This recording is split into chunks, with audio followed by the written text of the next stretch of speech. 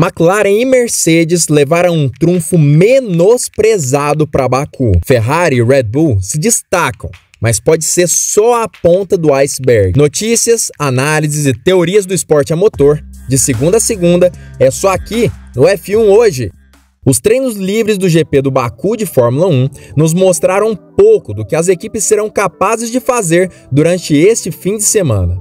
Isso porque a pista do Azerbaijão se encontrava em um estado deplorável, com muita poeira, sacolas plásticas e lixo no meio do traçado. Essa situação pode não parecer influenciar tanto os treinos da Fórmula 1 para quem é um pouco mais leigo no assunto, mas sim, com tanta sujeira na pista, os dados das equipes são prejudicados e até os acertos são gravemente influenciados. No primeiro treino livre, Max Verstappen foi capaz de colocar seu RB20 na liderança, ficando a pouco mais de 0,3 segundos. Uma distância considerável quando nos lembramos das últimas corridas que fizeram a Red Bull questionar sua capacidade de fazer voltas rápidas e imprimir um bom ritmo de prova. Entretanto, foi justamente no TL1 que a pista tinha seu pior estado do fim de semana da categoria principal do automobilismo, já que apenas a Fórmula 2 pôde fazer suas voltas até aquele momento, e isso com várias paralisações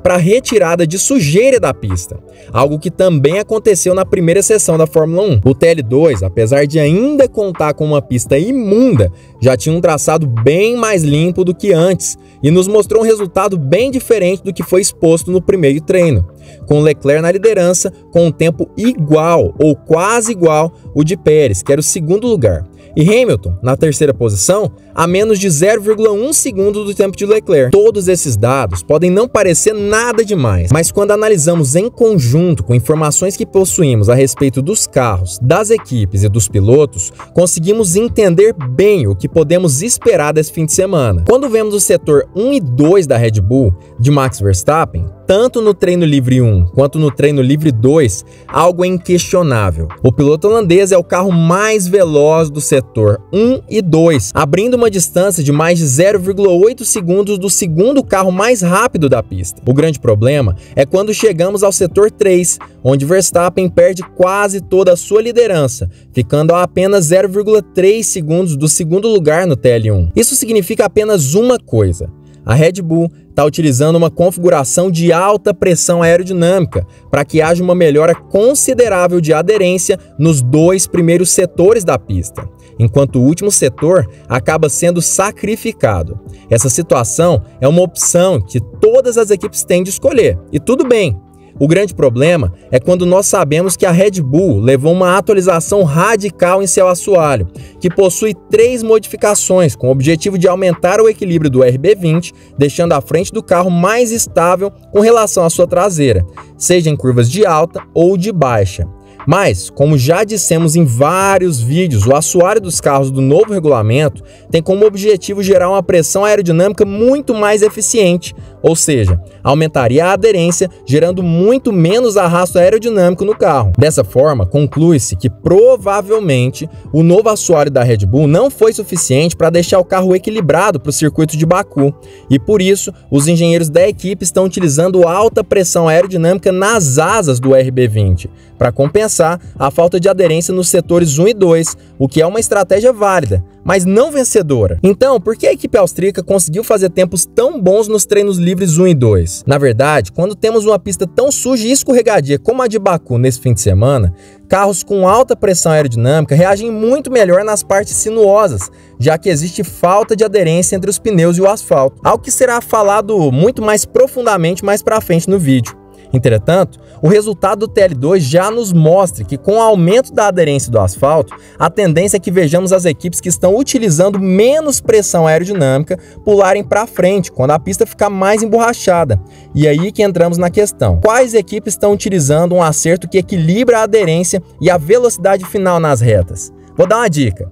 As que mais se destacam começam com a letra M e estão na capa do vídeo. Mas antes de falarmos tudo sobre isso, já deixa o seu like e se inscreve no canal. A verdade é que a Mercedes e McLaren parecem ser os times mais bem preparados para o GP do Azerbaijão de Fórmula 1 por conta de 2 palavras: asas flexíveis. Isso porque esse elemento que permite a alteração da pressão aerodinâmica durante uma volta é incrível para pistas que tenham longas retas e também curvas de baixa e média velocidade, como é o caso do Baku. Nas longas retas, as asas flexíveis tendem a baixar e assim, quanto mais rápido o carro estiver, menor o arrasto aerodinâmico que ela sofre e assim ela consegue imprimir ainda maior velocidade. Por outro lado, nas partes de curva, essas asas retornam à posição original e, consequentemente, aumentam a pressão aerodinâmica no carro, aumentando também a aderência. Claro que essa tecnologia não é capaz de fazer a pressão sair do zero e ir para 100%, apenas alterando a posição das asas em curvas de alta e baixa velocidade. Ou seja, ainda é preciso fazer bons ajustes de asa para conseguir extrair o máximo dessas peças. Entretanto, enquanto uma equipe que não implementou a tecnologia precisa abusar da angulação de suas asas para conseguir uma boa aderência e equilíbrio em curvas de baixa e média velocidade, a Mercedes e a McLaren podem utilizar um acerto intermediário, de modo que terão velocidade nessas curvas e também nas retas. Só que eu sei que vocês ainda devem estar fazendo a seguinte pergunta: mas por que as duas equipes de letra inicial M não mostram todo o seu potencial nos treinos livres iniciais? A resposta foi dita de forma superficial no início do vídeo. Com uma pista muito suja, um acerto intermediário de pressão aerodinâmica nas asas não é suficiente para manter um carro veloz. E a equipe que utiliza um acerto mais agressivo possui grande vantagem, como foi o caso da Red Bull de Max Verstappen. Entretanto, com a limpeza da pista, a aderência que só era possível ser atingida através da pressão aerodinâmica, agora é conquistada também através de um atrito aumentado entre o asfalto e os pneus.